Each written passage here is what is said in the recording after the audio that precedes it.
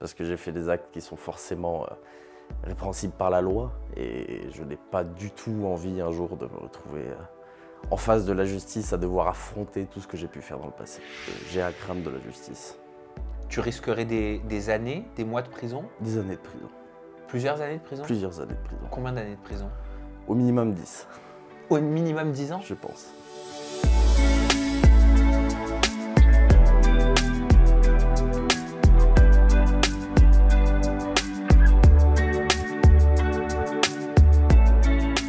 Non, ce n'est pas un remake du film Urban Legend des années 2000 que nous sommes en train de tourner.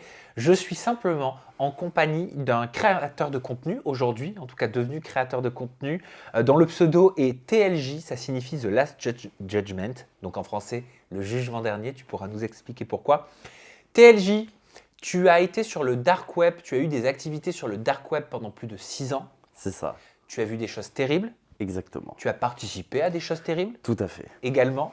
Lorsqu'on s'est entretenu, tu m'as parlé aussi d'accoutumance, c'est ça. qui peut arriver avec des images à force de voir des choses horribles sur ce dark web. Je vous propose donc aujourd'hui, en interview en toute intimité en compagnie de TLJ, de plonger dans les profondeurs les plus sombres du dark web, de tenter de comprendre ensemble ce que c'est, quelles sont les activités, quelles sont les dérives qu'on peut y retrouver. Moi, c'est quelque chose qui me fascine dans le sens de l'information parce que c'est un sujet que je ne maîtrise pas et que je ne connais pas bien.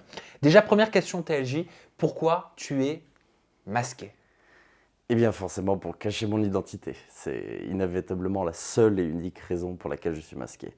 À ça, je dirais qu'il y a plusieurs raisons. Premièrement, que mes faits passés ne soient pas attribués à mon identité, c'est-à-dire qu'on n'arrive pas à remettre des actes avec une personne, et aussi au vu des pratiques que je peux avoir maintenant sur les réseaux sociaux, étant donné que mon contenu, on va dire, dérange un minimum, je n'ai pas envie que les personnes puissent remonter à moi aussi facilement.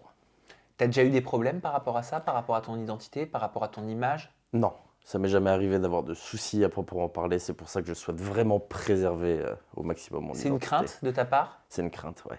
Pourquoi tu as si peur qu'on découvre qui tu es, TLJ? Que ce soit d'un point de vue judiciaire ou alors d'un point de vue des personnes avec qui j'ai pu travailler, on va dire, que j'ai pu côtoyer dans le passé dans ces activités. Et je dois avoir peur de t'avoir en face de moi? Pas du tout. J'ai un criminel ou pas en face de moi? Non, Pourquoi tu parles de judiciaire? parce que j'ai fait des actes qui sont forcément répréhensibles par la loi et je n'ai pas du tout envie un jour de me retrouver en face de la justice à devoir affronter tout ce que j'ai pu faire dans le passé. Si tu témoignais à visage découvert, tu penses que tu serais amené à affronter la justice? Oui. Tu serais rattrapé par la justice? Encore faudrait-il déjà remettre l'identité aux actes, ou du moins faire le lien entre les deux, chose qui ne sera, je pense, j'espère, pas facile. Mais si jamais ce lien était fait, je pense que oui, j'ai à craindre de la justice. Tu risquerais des années, des mois de prison? Des années de prison. Plusieurs années de prison? Plusieurs années de prison. Combien d'années de prison? Au minimum 10, Au minimum 10 ans? je pense. Qu'est-ce que tu as fait de si horrible sur le dark web pour mériter, si tu devais être rattrapé par la justice, 10 années de prison? Souvent, quand on parle du dark web, on associe ça au hack, aux personnes qui font du carding, c'est-à-dire voler de l'argent sur des cartes bancaires, aux personnes qui mettent en place toutes sortes d'arnaques, qui volent des données et qui revendent ces mêmes données, comme des quantités énormes d'adresses mail, de mots de passe, de comptes bancaires, etc. Moi, j'étais plus dans un aspect matériel, c'est-à-dire que je ne me suis jamais intéressé au hack. C'est pas du tout une filière, on va dire, qui m'intéressait. Moi, j'étais plus dans tout ce qui est dans tout ce qu'on peut commander et avoir réellement entre les mains. D'accord. Pour pouvoir commander et avoir entre les mains, il faut certainement avoir testé aussi soi-même. Je vais donc pouvoir te poser des questions dans ce sens-là. Mais avant, est-ce que tu peux nous expliquer, pour que ce soit clair pour tout le monde, la notion de dark web? C'est quoi ta définition du dark web, TLJ? C'est, on va dire, un gigantesque moteur de recherche, comme par exemple le plus connu pour tous, Tor, qui répertorie, on va dire, entre guillemets, répertorie tout ce qui est non indexé, c'est-à-dire tout ce à quoi on n'a pas accès en tapant une simple URL.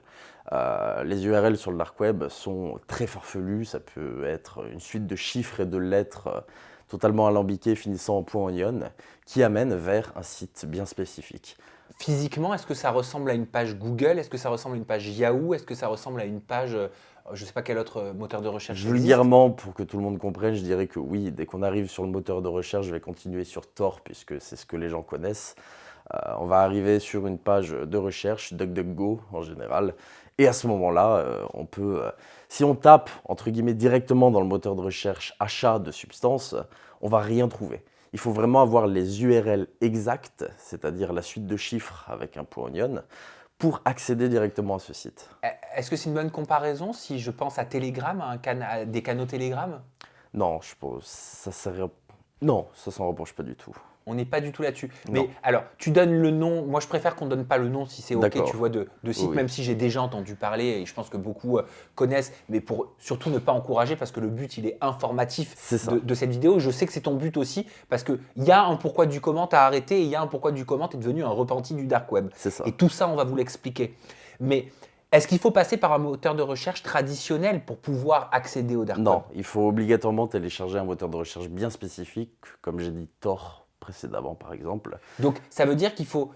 Oui, c'est comme quand moi, j'y connais tellement rien. Non, mais c'est comme quand tu télécharges en fait un logiciel qui te permet de mettre tes vidéos dans un cloud, par exemple. En gros, pour faire plus simple, si les gens se rendent sur Google traditionnel et décident de télécharger Tor, à ce moment-là, ils auront accès au logiciel Tor. C'est un logiciel à part entière, on va dire, qui permet de se rendre sur ce qu'on appelle plus communément le Deep Web.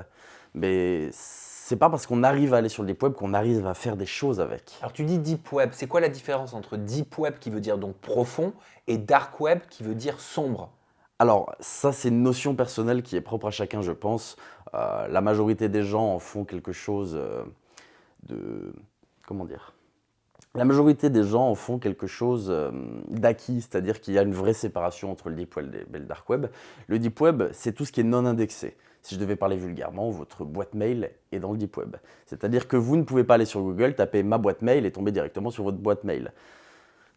Par je exemple, il n'y comprends. a pas d'URL qui mène directement en soi à votre boîte mail personnelle. Par exemple, tout ce qui va être sur le Deep Web, on va dire, c'est tout ce que les gens considèrent comme plutôt soft. Ça peut être des forums de hack, ça peut être des forums d'achat de substances sur le Dark Web, sur le Deep Web, etc. Par contre, le Dark Web, ça va être tout ce qui est beaucoup plus sombre. Là où vraiment on va dans des milieux qui sont très particuliers. Et donc, ça veut dire que moi, demain, si j'ai envie d'aller sur le Dark Web, je fais comment? Je tape pas juste Dark Web. Non. Je télécharge un logiciel de Dark Web C'est ça, Tor par exemple. ou un autre. Il y en a d'autres. Oui, il y en a d'autres. Ok, il y en a des plus hard que d'autres? Non, tout mène au même point, c'est juste la sécurité qui diffère.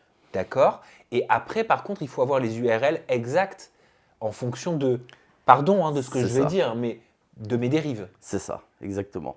Si vous voulez accéder à des sites de substances, il faut avoir l'URL exacte de ce site pour se rendre dessus. Ces URL se trouvent soit du bouche à oreille, soit sur des forums qui sont plus ou moins cachés aussi.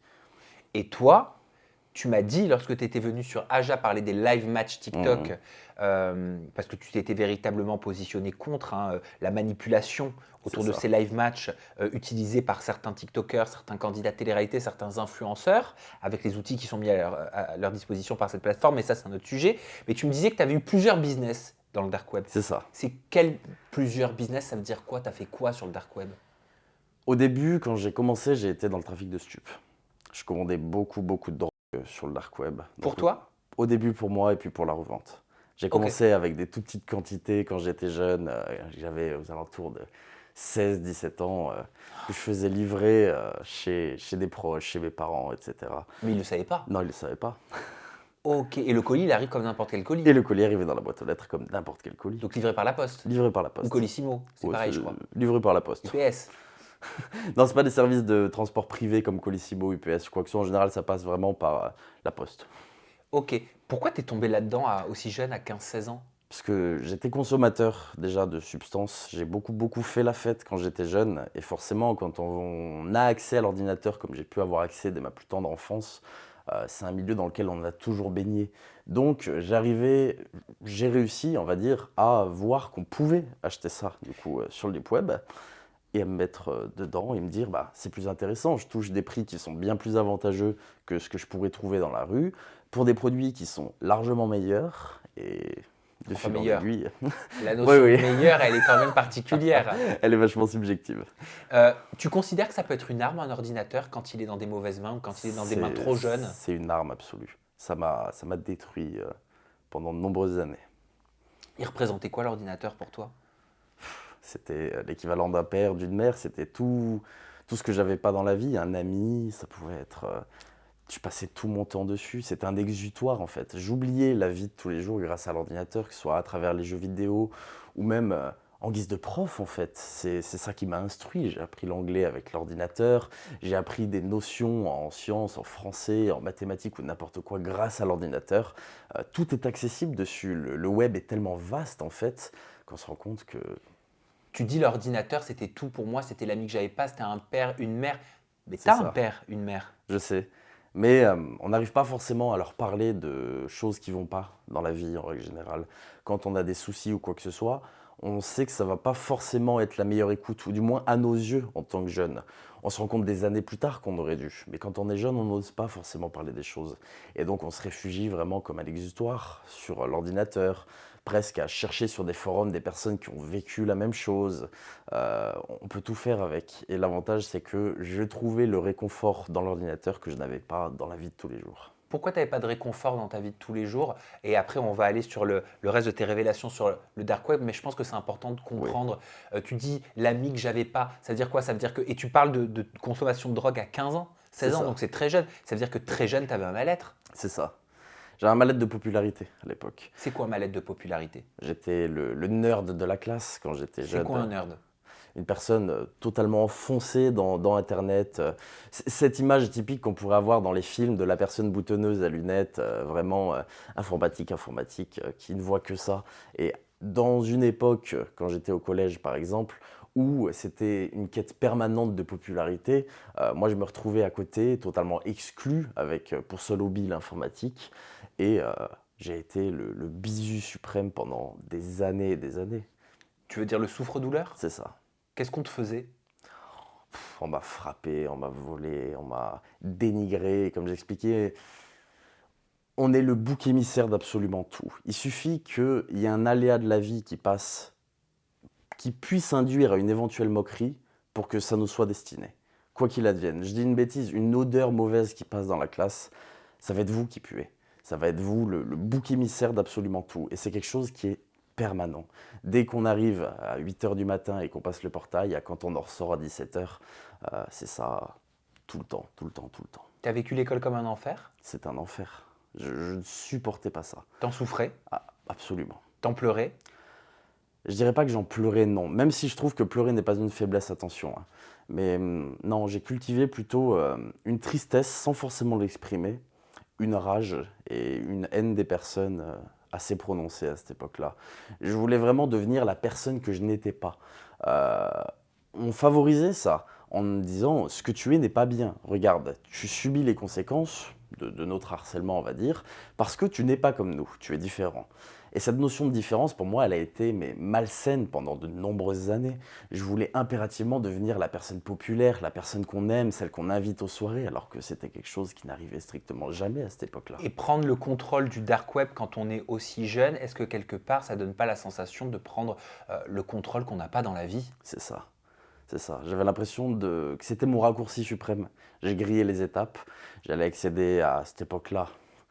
Euh, Quelques années plus tard, en phase de lycée, quand j'avais 15-16 ans approximativement, j'accédais facilement à la notoriété, j'accédais à l'argent, tout ce que les personnes de mon âge à l'époque n'avaient pas. Mais notoriété sur le digital. Notoriété sur le digital et dans la vraie vie. Quand les jeunes commencent leurs premières expériences avec, par exemple, la fumette, etc., et qu'on arrive dans un milieu de lycée où nous, on a accès à absolument tout, à des prix défiant toute concurrence, avec des choses incroyables, forcément, le mot tourne, on est presque adulé à ce moment-là. Ah, ça veut dire que tu les fournissais. Exactement. À quel âge tu fournissais tes camarades de classe? 16 ans à peu près, 15-16 ans. 15 ans, 16 ans, c'est jeune. C'est jeune, très jeune. Tu fournissais quoi? Du cannabis au début, Tu fournissais quoi par la suite? de la cocaïne, des extasies, de l'héroïne, tout ce qu'on peut trouver. Des synthétiques, donc on va dire de la mescaline, du LSD, du 2CB, toutes les molécules possibles et inimaginables qu'on pouvait trouver. Est-ce que toi tu consommais Oui, avant oui. de commencer à vendre? Oui, je consommais avant de commencer à vendre. Je consommais beaucoup de cannabis et en soirée, beaucoup d'ecstasy. C'était Pourquoi tu as commencé le cannabis? Est-ce qu'il y a eu un moment où tu t'es dit je vais essayer, quelqu'un m'a fait essayer, tu as commandé par toi-même parce que tu maîtrisais le dark web, alors au tu avais début, commencé par l'alcool avant? avant de commencer à commander sur le dark web, j'étais déjà consommateur. C'est ça qui m'a incité vraiment à commencer les commandes. Dès que je suis passé au lycée, après mes années de harcèlement de collège, j'ai voulu me refaire une popularité, une notoriété. J'ai voulu me refaire une image que je n'ai jamais eue en fait. Et ce qui s'est passé, donc, c'est que forcément, pour plaire aux gens, j'ai commencé à fumer des joints, j'ai commencé à boire de l'alcool. C'est incroyable ce que tu dis. Pardon, hein, je me Oui, permets. Hein. oui, oui, Pour plaire aux gens, j'aimerais juste qu'on percute sur cette phrase parce c'est qu'elle nous ça, touche tous. On l'a peut-être tous un jour vécu, c'est ça, enfant ou moins jeune. Pour plaire aux gens, j'ai fait ça. c'est ça. Mais elle est importante cette phrase. Elle est extrêmement importante, elle a dicté toute ma vie, en règle générale, après, par la suite. Je voulais inévitablement plaire, c'était le Graal suprême pour moi. Et je voyais que ça marchait. Le problème est là, c'est que je voyais que ça marchait. Quand les jeunes commencent à faire leur première soirée, commencent à boire, à fumer, et qu'on est dans le mouvement avec eux, forcément, les gens disent: ah bah il est comme nous, c'est génial, bah tu es notre pote maintenant. Chose que je n'avais pas avant, je n'avais pas d'amis, j'étais tout seul. Et pour moi, c'était incroyable, c'était une consécration. Et c'est ce qui m'a poussé par la suite à continuer, continuer. Tu te souviens de tes premières commandes? Ouais, Comment ça s'est passé? oui, Ça oui. consiste en quoi? Comment tu fais? Qui t'a fourni un URL? Hmm. Alors, les URL, au début, je les avais trouvés sur des forums, au tout début. Parce qu'il y a des forums en ligne qui répertorient plusieurs sites marchands, etc. Donc, j'avais trouvé la première URL sur des forums. Je ne savais même pas à quoi m'attendre. Je ne savais pas si ça allait marcher, pas marcher. Je n'en savais strictement rien.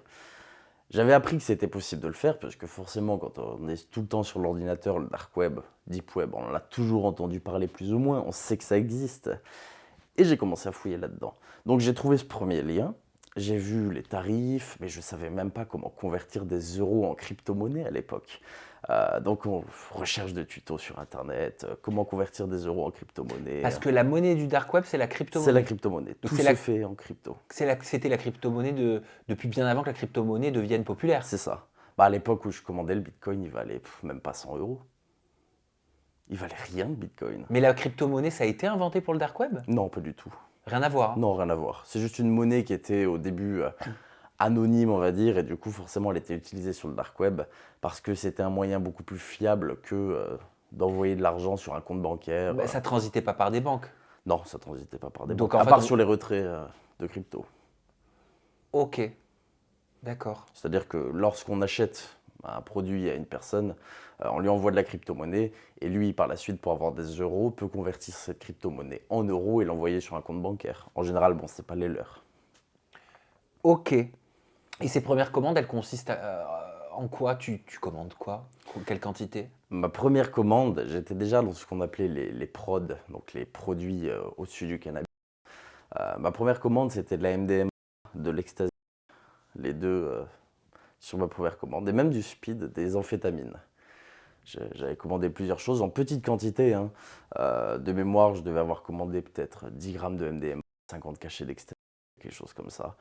Et je ne savais pas si ça allait arriver. C'était mon angoisse. J'avais dépensé de l'argent, argent que je n'avais quasiment pas, ou du moins juste avec la vente de fumettes que je faisais avant, rien à voir avec le dark web. Et j'attendais patiemment les jours qui passaient. Je regardais la boîte aux lettres de mes parents, puisque j'avais commandé chez mes parents à cette époque-là, tous les jours. J'allais à la boîte aux lettres comme un dingue, rien, rien, rien. Et au bout de quelques jours, le colis est apparu dans ma boîte aux lettres. Parce que là, tu n'as pas de notification, j'imagine. Rien du tout. Qui te disent plus que 3 jours avant Non, de réceptionner non, non, votre colis. On peut avoir des tracking numbers, numéros de suivi, pour regarder où ça en est, mais en général, les laboratoires qui fabriquent les substances ne le donnent pas. Et ils sont où ces laboratoires généralement? En Allemagne et aux Pays-Bas. C'est les deux plus gros pays de fabrication. Quelle a été ta réaction quand tu constates que le colis arrive J'étais comme un à bon dingue. port? J'étais comme un fou. Ouais. C'était Noël avant l'heure, littéralement. Parce que tu savais que tu allais faire du business avec. C'est ça. C'était une réussite pour moi. J'avais réussi à faire ce que beaucoup d'autres rêvaient de faire, commander sur Internet des produits stupéfiants. C'était pour moi déjà un gain de notoriété, parce que tout le monde allait halluciner de dire « mais il a eu ça où ?» Un gain d'argent, parce que c'est des prix dérisoires sur le deep web, alors que dans la vraie vie, ça vaut beaucoup T'as plus acheté cher. combien ta matière première? Les cachets d'ecstasy, je les touchais à entre 50 centimes et 1 euro. Dehors, ça se revend 10 euros unité. La MDMA, je l'ai touché à 5 euros le gramme à peu près. Ça en vaut 50 dehors, entre 40 et 50. Les amphétamines, je l'ai touché à 20 centimes le gramme. Dehors, ça vaut 10 euros. C'est pareil, ça coûtait rien du tout. Tu avais conscience à ce moment-là que le business que tu faisais, tu étais très jeune, hein, 15-16 ça. ans, tu commences, tu pouvais tuer des gens avec. C'est quelque chose, au début, je m'en suis pas rendu compte. Au début, vraiment, pour moi, c'était beaucoup de personnes en prennent. C'est toujours dans des moments très festifs et forcément, j'avais l'impression de donner du bonheur aux gens, moi. Je voyais pas que ça pouvait créer des overdoses ou quoi que ce soit. Pour moi, vraiment, j'étais l'initiateur de bons moments en soirée. Je ne me suis pas rendu compte une seconde que ça pouvait causer quelconque dommage. J'étais, je pense, trop naïf à ce moment-là, trop dans l'euphorie, totalement défoncé en soirée avec des collègues complètement défoncés. Et on voit juste le côté positif de la chose. On ne se rend pas compte que derrière, ça peut être gravissime. Tu as réussi à te faire combien d'argent avec cette première commande? Sur ma première commande, j'ai dû faire 1500, quasiment 2000 euros À 15 ans? à 15 ans. Un mois de salaire de quelqu'un de normal en quasiment une soirée. Ouais, donc en gros, tu étais un ado riche C'est ça, c'est ça, c'est ça. et tes parents ne le savaient pas. Non. Je continuais de quémander de l'argent pour faire semblant. Et tu le mettais où cet argent? Je le gardais en espèces. Tu le dépensais? Ouais, je le dépensais. Tu le dépensais dans quoi? De l'alcool. Forcément, on peut pas commander d'alcool sur le dark web. Du coup, j'étais beaucoup d'alcool. J'aidais beaucoup les potes aussi. Quand c'était la galère, forcément, bah, on t'invite en soirée. C'est un cercle vicieux, hein. Honnêtement, je vais le dire comme ça, c'est un vrai cercle vicieux parce que on est en quête de notoriété, on a de l'argent. Forcément, ça intéresse les gens. Ils nous invitent de plus en plus aux soirées et à étendre notre groupe social. Les nouvelles personnes vont se rendre compte que, oh là là, il a de l'argent, et petit à petit, on devient le pote de tout le monde, celui qu'il faut impérativement inviter en soirée, etc. Alors qu'en réalité, on ne se rend pas compte que c'est juste par intérêt. Que l'amitié qu'on souhaitait tant, en fait, est juste fausse. En grandissant, en devenant majeur, en devenant un jeune homme, en devenant adulte, tu continues, puisque ça a duré quelques années. Ça a duré quelques années. Voilà, ce business-là. Tu t'es fait combien d'argent au total? J'ai dépensé énormément. J'étais vraiment un panier percé à l'époque. Je dirais que j'ai dû me faire 50 000 euros à peu près, en très peu de temps. En cash. Ouais, c'est ça, en cash. T'as encore cet argent? Non, Tu n'as plus rien. j'ai plus rien. Dépensé dans... J'avais une grosse addiction, une grosse addiction dès que j'ai eu ma majorité. Ça a été les jeux d'argent, Ok, tu jouais à quoi? casino en ligne.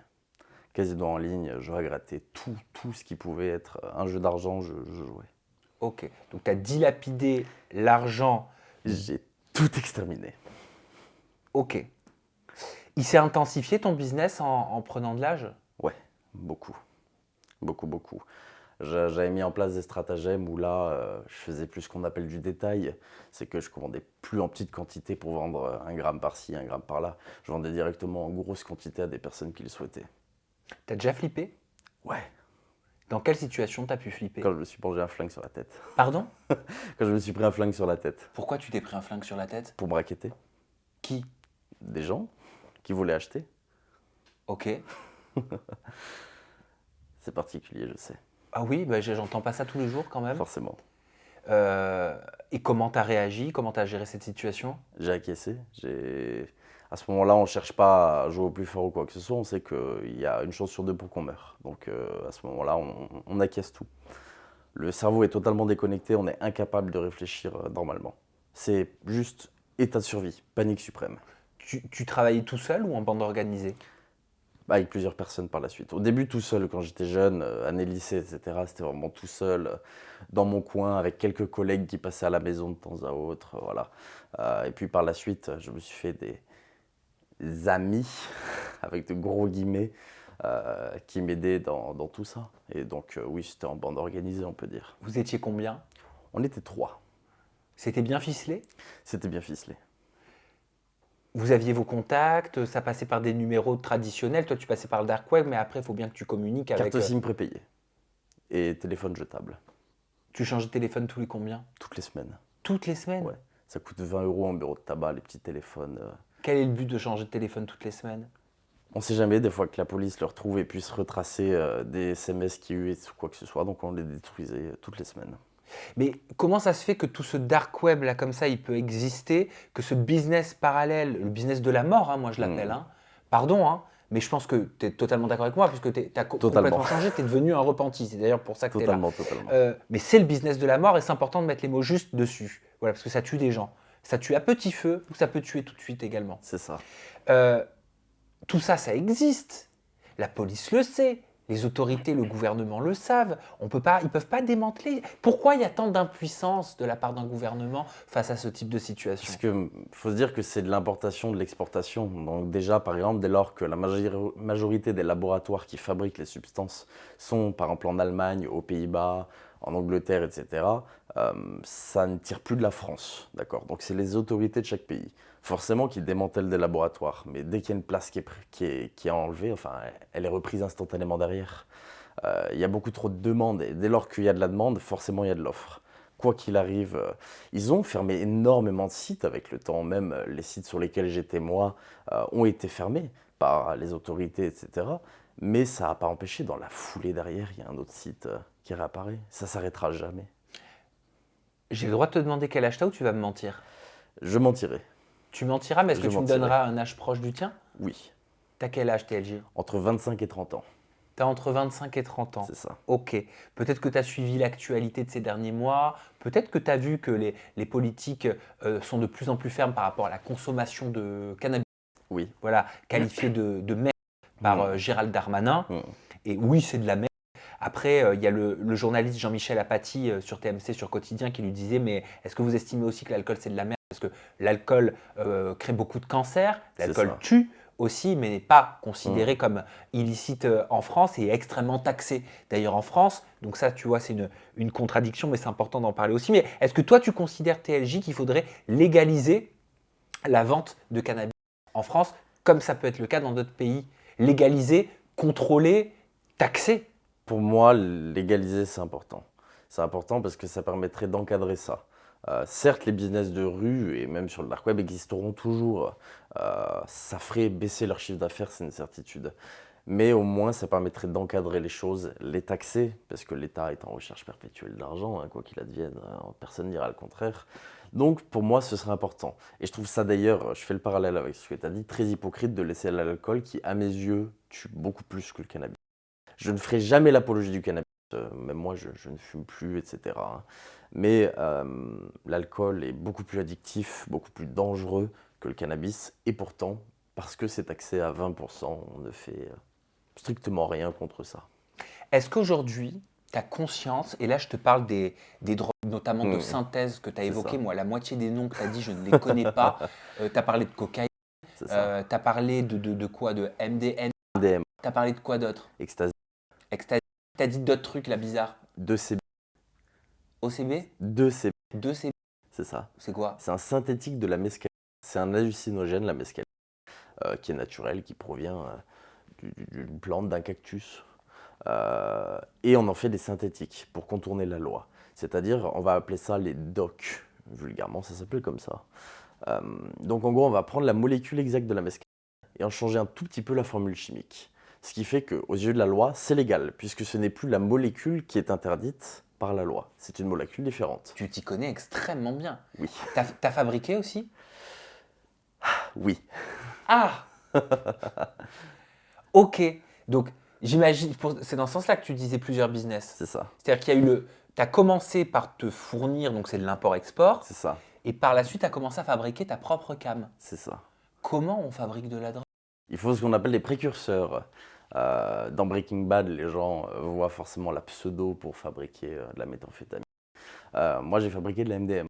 Donc, il y a plusieurs précurseurs, 2 précurseurs très connus pour fabriquer de la MDMA. Quoi des précurseurs? C'est une substance de base qui va servir à la fabrication du produit final. Sans cette substance-là, on ne peut rien faire. C'est comme la maïzena? C'est comme si tu enlevais l'élément principal dans un gâteau au chocolat. Je dis une bêtise, ça peut être la farine, tiens. Ok, donc en fait, tu as un ingrédient de base. C'est ça, qui est obligatoire à avoir. Et à partir de cet ingrédient-là, on va réussir à synthétiser la molécule qu'on Mais souhaite. tu synthétises avec des trucs que tu achètes au supermarché? Dans des drogueries, etc. De l'acétone, de l'ammoniac. Ah, mais plein de pour moi, une choses. droguerie, tu achètes des boutons de manchette. Hein. Oui, ou à Carrefour, on peut dire aussi vulgairement, mais le problème des grands supermarchés, c'est que quand on passe avec, je dis une bêtise, 15 ou 20 litres d'ammoniac, ils se posent des questions. Mais attends, mais l'ammoniac, il faut pas consommer l'ammoniac. Non, c'est pour la fabrication. D'accord, oui, mais les gens, ils l'ingurgitent, ça, après. Ah oui, mais c'est obligatoire pour fabriquer le produit Mais c'est final. dangereux pour la santé, de C'est fou. dangereux pour la santé. Il faut très, pas très dangereux l'ingérer, sur la même à santé. forte dose, bah, ça tue. Ah oui, non, ça c'est une certitude. C'est une certitude. Donc tu mettais des trucs chimiques. C'est ça. Bah, dans tous les cas, dès lors qu'on synthétise un produit, il n'est pas naturel. C'est... Il y avait beaucoup d'ingrédients à Ouais. mettre. Il y a beaucoup d'ingrédients. Combien d'ingrédients pour fabriquer de la MDMA?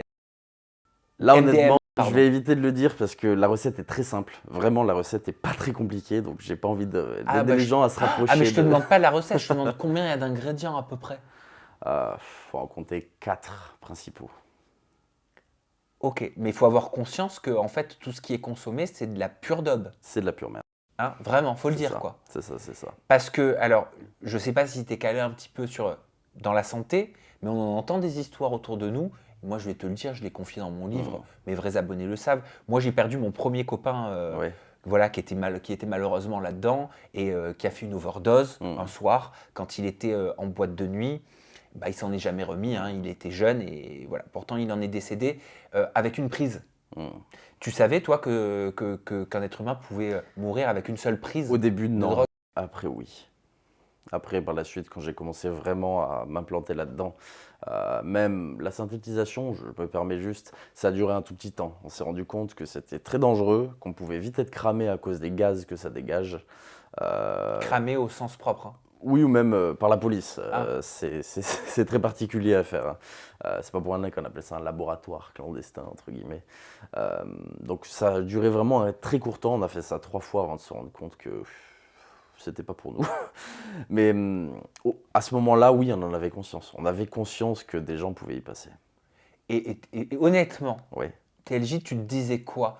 De te dire, bah, ça se fait, je vais vendre de la cam à quelqu'un, et ça se fait, ce soir, il va mourir. Honnêtement, on en vient à dédramatiser la chose. C'est horrible à dire. Là, sur le moment, on est tellement focus dans ça, matrixé dans ça, qu'on se dit, bah, en soi, on ne le force pas. C'est lui qui a pris la décision de venir acheter quelque chose. Nous, on ne fait que répondre à une demande. Et on se rassure aussi en se disant, mais si c'est pas nous, il ira juste chez le voisin d'à côté, et c'est le voisin qui prendra l'argent.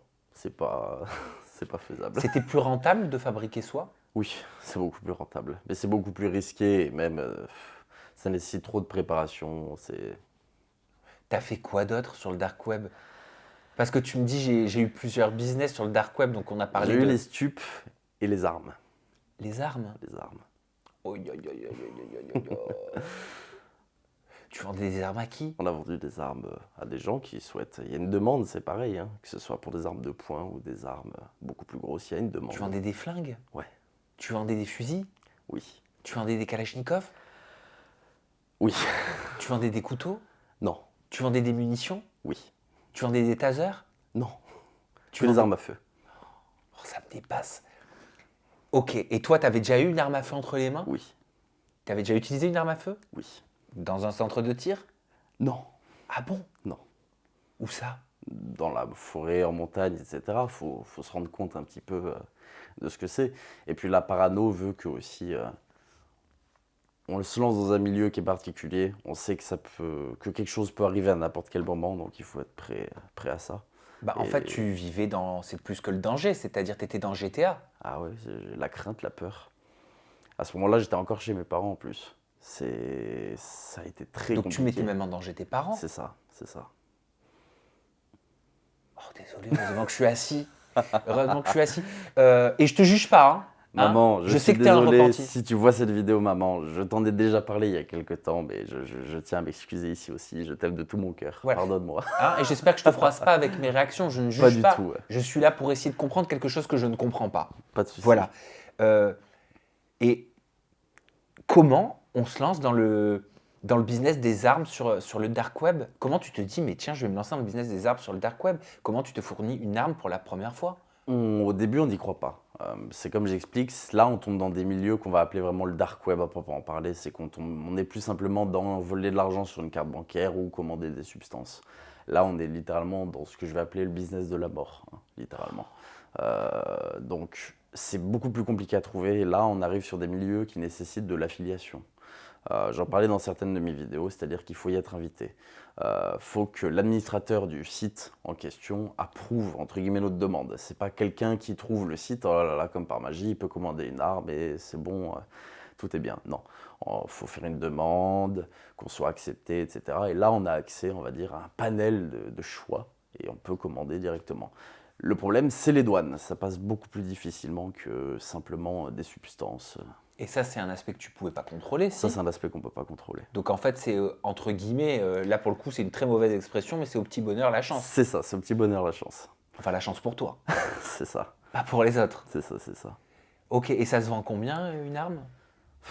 Pour une arme de poing, on va dire entre C'est quoi une arme de poing? un pistolet. Ah ok, Une arme de poing qu'on a dans le poing ok. classique. Ah oui, je croyais que c'était...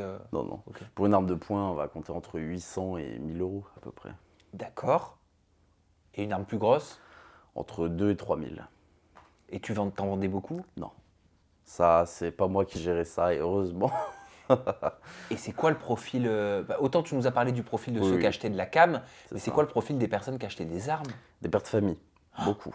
Qui ont envie de protéger leur foyer, qui entendent que des personnes peuvent leur avoir ça, etc. Donc, ils achetaient sans souci.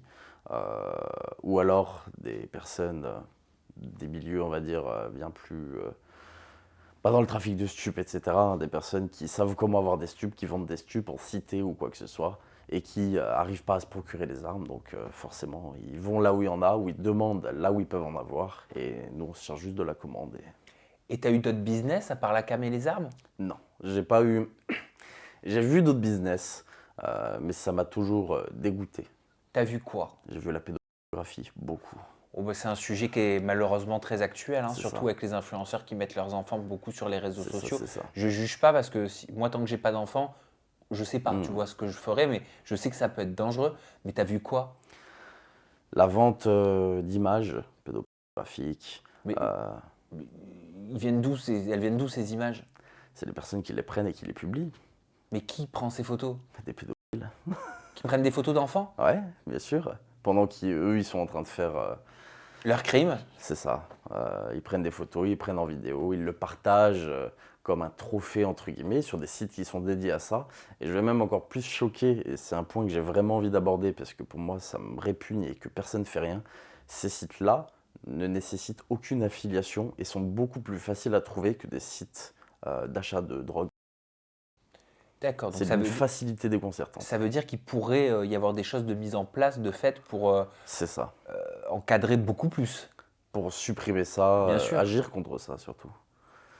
C'est d'une facilité déconcertante.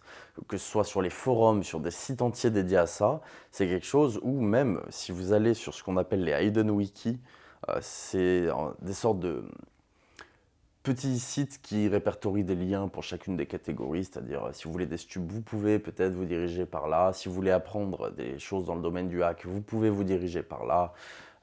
Si vous voulez de la pédographie, allez ici. Mais ça littéralement. veut dire que ces timbrés là qui postent des trucs comme C'est ça, ça. si je suis ton discours, ils postent leurs horreurs comme nous on posterait sur Insta ou sur Facebook. Exactement. Mais c'est terrible. Et il y en a qui kiffent, ils téléchargent en retour, ils gardent la vidéo. C'est un partage, un échange de bons procédés. Mon Dieu, C'est quelle c'est horreur. horrible. Ok, et toi tu voyais ça. Donc Je l'ai vu. Mais t'as dû voir des choses qui t'ont traumatisé. Ouais. Parmi ces choses-là, ça a été dans la pédographie que j'ai vu les pires choses. C'est là où on voit que le vice humain a vraiment aucune limite. Et tu vois, je crois aussi énormément d'images, comme C'est ça. des mises à mort, C'est des ça. exécutions. Ça, malheureusement, il n'y a même pas besoin d'aller sur le dark web pour en voir. On en trouve aussi très facilement sur le clear web. Donc, Mais le clear web, c'est l'internet traditionnel. c'est ça, l'internet traditionnel où tout le monde va, Google, Facebook, voilà. Il n'y a pas besoin d'aller jusque-là pour voir des images très gore et atroces. Par contre, pour voir ce même genre d'image avec des enfants, là, ça ne se trouvera pas sur le clear web. Il y a un business d'organes aussi Ouais. qui se fait. C'est très particulier ça. La majorité des gens ne veulent pas y croire. Je l'ai vu notamment sur certaines personnes qui ont été dans le domaine du hack sur le dark web, etc., qui n'ont pas envie forcément de croire à ça. Mais c'est plus une mise en relation avec des services qui pratiquent le trafic d'organes. Ça existe. Tu sais comment ça se passe? Je sais comment ça se passe. Comment ça se passe? Au début, c'est juste une mise en relation. C'est, comme je dis, la loi de l'offre et de la demande. C'est horrible. C'est quelque chose auquel j'ai jamais voulu participer. Je trouve ça absolument ignoble. Euh, mais dès lors qu'il y a la demande, il y a une offre derrière. Donc c'est une mise en relation. La personne va simplement aller sur un site qui nécessite une affiliation, hein, comme pour les armes, et exposer sa demande. Ça peut être un foie, ça peut être un rein, un cœur, n'importe quoi.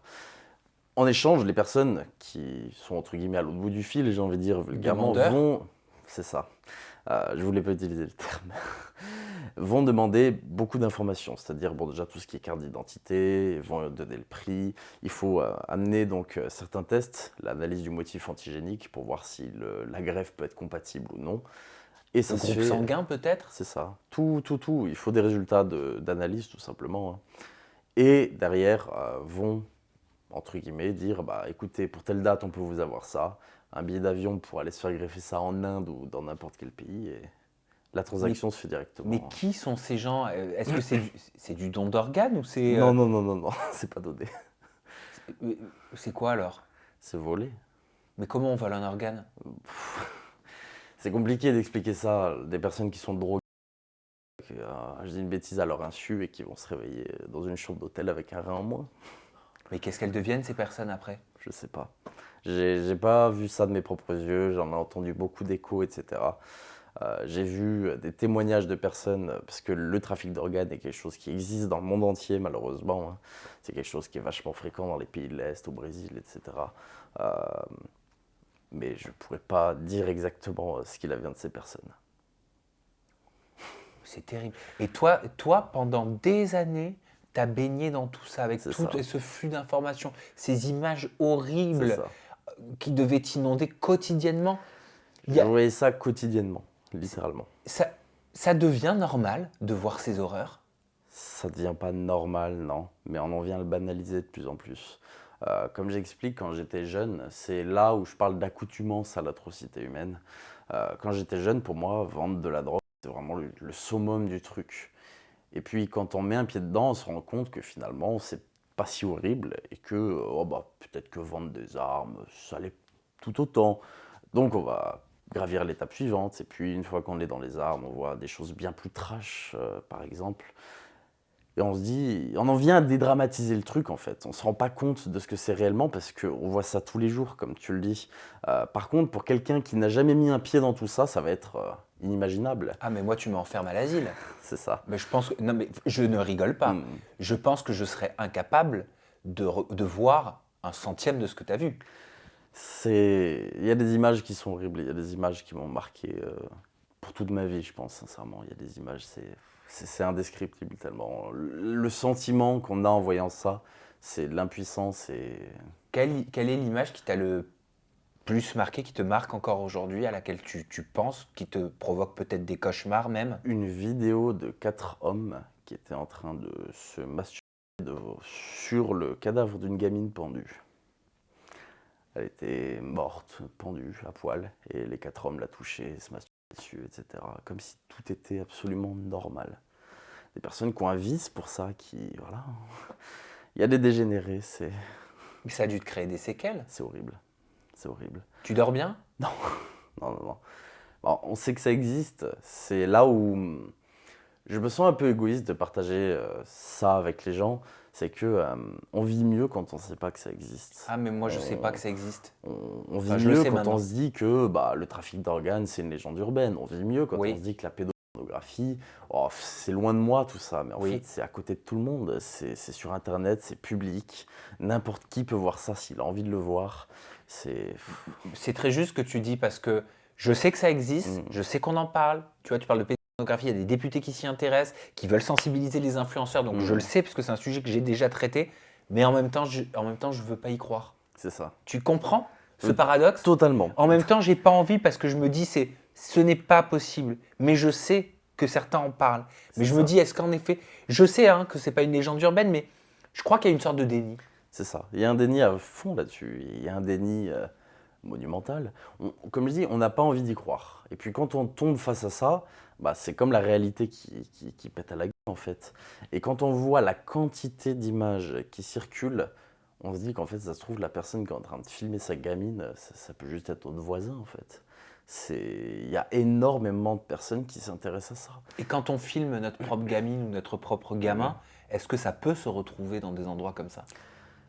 Si il n'y a pas de sexualisation de l'enfant, j'ai envie de dire, c'est horrible à dire, mais putain, mais c'est la réalité. Non, vraiment non. Si par contre on commence à essayer de mettre le jeune dans un, comment dire, en scène, de façon plus ou moins subjective, oui, ça se retrouvera inévitablement là-bas. C'est une certitude. Il y a des gamines, juste parce qu'elles sont en maillot de bain et que voilà, elles se retrouvent là-dessus et ils partagent ça de façon la plus normale possible. Pourquoi tu es devenu un repenti? Pourquoi tu as tout arrêté? Est-ce que ça a été facile d'arrêter? Est-ce que c'est comme l'alcool ou est-ce que c'est comme la cigarette? Est-ce que ça prend du temps? Ça prend du temps. On a l'addiction à l'argent derrière. Moi, j'ai tout perdu au casino après. J'ai eu une addiction au jeu d'argent. J'en voulais toujours plus. C'est le problème, c'est que on mesure plus le danger. On y va tête baissée. On se dit, je veux gagner ma vie. Je veux. Et puis moi, la façon de gagner ma vie, ça a été les jeux d'argent. Je pensais finir millionnaire avec ça. Bon, j'étais bercé d'illusions, hein. Mais ça m'a tout coûté. Mais arrêter, hormis l'addiction à l'argent, non, ça a été un soulagement. Ça a vraiment été, c'est fini. Il y a plus rien de tout ça. C'est une façon quelque part de te faire pardonner à ta manière aujourd'hui de dénoncer, d'expliquer, de sensibiliser.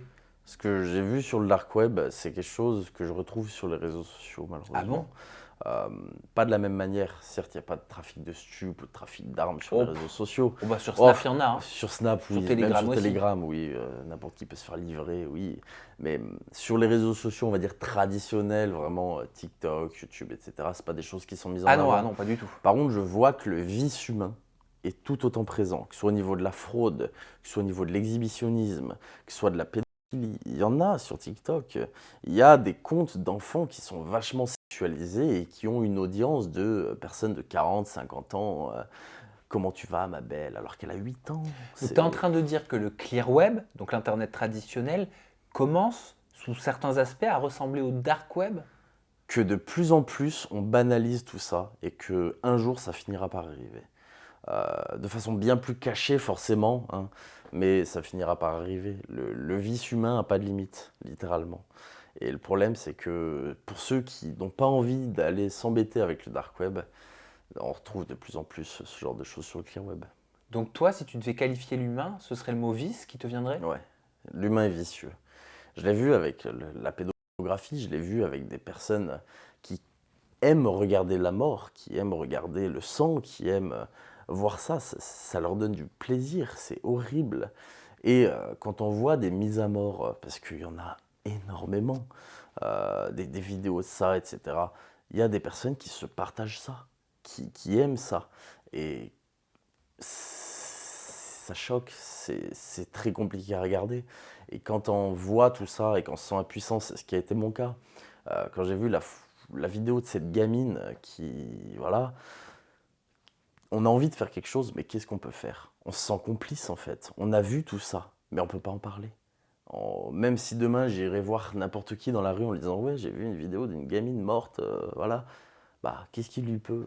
Et au final, bah oui, c'est comme, je pense, une façon de me faire pardonner qu'avoir envie d'exposer tout ça aux gens et dire oui, ça existe, regardez, réveillez-vous s'il vous plaît.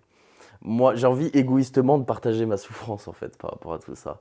J'ai envie de montrer aux gens que c'est juste sous leur nez. Ça te permet aussi de sortir des choses, des traumatismes que ça t'a créé aussi, de le verbaliser aujourd'hui. Un peu, ouais. Quand Puis même. quand on fait des conneries, est-ce qu'il ne faut pas aussi savoir en parler pour que les autres évitent de les faire? Je pars du principe que je suis personne pour donner des conseils, mais oui, si ça peut éviter à des gens, comme je l'explique, on a l'impression de griller les étapes dans la vie. On a l'impression qu'on va être plus riche que tout le monde plus rapidement, pendant qu'eux s'embêtent avec des études. Moi, je vends de la drogue, c'est génial, je gagne 8 fois leur salaire. Sauf que la réalité nous rattrape très vite et on se rend compte qu'en fait, on n'a rien grillé du tout. On Donc, est juste. Ça, ça, ça, un ordinateur, mais surtout ça, qu'on met dès 2 ans, peut-être ça. avant 3 ans, C'est ça. dans les mains d'un enfant, souvent même sans surveillance. Ce que je comprends, moi, avec cette entrevue qu'on vient de faire, c'est que ça peut être dévastateur. Ça peut être fatal. Ça peut être fatal. Je me permets de faire un parallèle avec mon youtubeur préféré qui, lui, parle beaucoup d'Internet. C'est Feldup, qui a été détruit aussi, au vu de ce qu'il raconte, par l'Internet classique. Lui, il n'est pas allé sur le dark web, etc. Mais juste l'Internet classique, au fur et à mesure de sa vie, a suffi à faire de lui la personne qu'il est aujourd'hui avec beaucoup de traumatisme. Et moi, ça a été pareil dans mon sens, c'est que je me suis retrouvé très jeune sur le dark web, à commander des choses, à voir des choses que j'aurais juste jamais dû voir en fait. Ma mère s'en excusait, elle s'est sentie fautive quand je lui en avais parlé. Elle me disait, si je t'avais pas laissé des 4-5 ans sur l'ordinateur, etc., toute ta jeunesse, si j'avais su mettre le haut là au lieu d'y passer 12 heures par jour, peut-être que tu ne serais pas la personne que tu es maintenant. C'est ma faute, sauf qu'en fait non. C'est moi aussi qui ai voulu toujours plus grappiller un petit peu sur Internet. Est-ce que tu vis dans la peur, TLJ, aujourd'hui, d'être rattrapé par tes erreurs passées? Je vis dans la peur par instinct de survie, oui. Mais au vu de la dépression que ça a amené dans ma vie, j'ai pas peur. Je considérerais ça comme une fatalité et moi je l'ai bien cherché quoi. Ça fait combien de temps que tu as arrêté? Ça va faire, approximativement 4 ans. 4 ans. Donc ça veut dire que tu peux être rattrapé pendant combien de temps?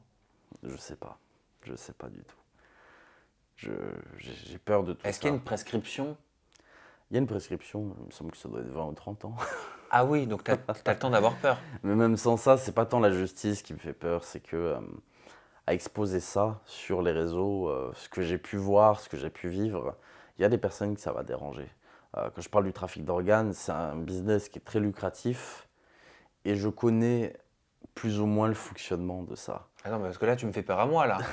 Donc, si j'expose tout ça sur Internet, les personnes qui gèrent ça, ça va pas leur plaire, inévitablement. Donc là, tout ce que tu dis depuis tout à l'heure, ça va pas plaire à certaines personnes. C'est sûr. C'est sûr, c'est sûr. Là, c'est moi qui ai peur, là, TLJ. Non, non, non, faut pas. T'es sûr? Ouais, je suis sûr. Je risque rien? Toi, attends. Moi, oui. Parce que moi, je fais de l'info, hein. Ah oui, mais moi aussi, j'ai envie de faire de l'info. Mais Moi, le je problème, cherche à c'est que- comprendre. Le problème, c'est que dénoncer ça, il y a Carl Zero qui essaie de dénoncer beaucoup la pédophilie. C'est vrai, c'est vrai. C'est très intéressant ce qu'il raconte. Lui, à la limite, ne donne pas de nom réellement de studios qui produisent ça, parce qu'il y a des studios entiers qui produisent ça dans les pays de l'Est, avec des enfants, etc. Il ne donne pas les noms des studios, donc à la limite, j'ai envie de dire, n'a pas de temps à craindre. Moi, demain, si j'ai envie de dénoncer tout ça, j'ai envie de donner les noms de moi-même, de ma personne, de dire voilà, ça s'appelle comme ça se trouve ici, bougez votre cul, arrêtez ça. C'est vraiment montrer aux gens que ça existe et leur montrer que ça existe pour qu'ils se réveillent et qu'enfin ça s'arrête. Mais le problème, c'est que si je suis l'initiateur de ça, je suis forcément la principale cible de tous les risques. Au niveau des projets, c'est un livre que tu es en train d'écrire. C'est un livre. Tu comptes raconter tout de A à Z? Tout, il y a tout dedans, avec les noms. Il paraît que tu as rencontré des éditeurs qui t'ont dit qu'il fallait te censurer. C'est ça. Tu refuses? Je refuse de censurer le livre. Que ce soit pour tous les sujets, de tout ce que j'ai pu voir, etc. Je refuse de censurer le livre. Donc tu es en processus d'écriture? Non, il est fini. Ah, il est terminé? Il est terminé. Ok. Donc tu vas l'auto-éditer? Si je ne trouve pas d'éditeur, oui, c'est moi qui l'auto-éditerai. Sous une fausse identité ou sous un pseudonyme. Merci TLJ. Donc TLJ, on l'a dit, hein, c'est pour The Last Judgment, C'est ça. le jugement dernier. Tu es depuis plusieurs années maintenant devenu un repenti du dark web et tu utilises ce que tu as pu voir, tu utilises ton expérience pour lutter contre la désinformation et notamment les arnaques sur Internet ou sur les ça. réseaux sociaux. On en parlait. Oh, il y a des placements de produits qui ont dû te faire bondir hein, dans un autre registre. Hein. Oh oui. Voilà. Pas vous, mais... Ah non, mais pas moi. Oui, Bien mais- sûr que non. Mais tu as dû en voir aussi. Ou alors, aujourd'hui, on voit les live matchs sur certains réseaux sociaux où on le disait, des communautés sont peut-être instrumentalisées, manipulées avec un certain storytelling. Donc, tu fais beaucoup de prévention par rapport à tout ça. Beaucoup. Tu as une chaîne YouTube? J'ai une chaîne YouTube qui est toute petite. qui s'appelle commence comment Qui s'appelle The Last Judgment. The Last TLJ. Judgment. Et il y a un compte TikTok Et un compte TikTok. qui s'appelle The Last Judgment. TLJ. TLJ, The Last Judgment. TLJ, merci pour nous avoir partagé ton expérience. Avec grand plaisir. Voilà, c'est la première fois que j'ai des confidences de cette sorte-là et tu m'as plongé dans un univers que je ne connaissais pas. On se retrouve très prochainement avec toujours des témoignages, j'espère en toute intimité. D'ici là, prenez soin de vous. Bye bye.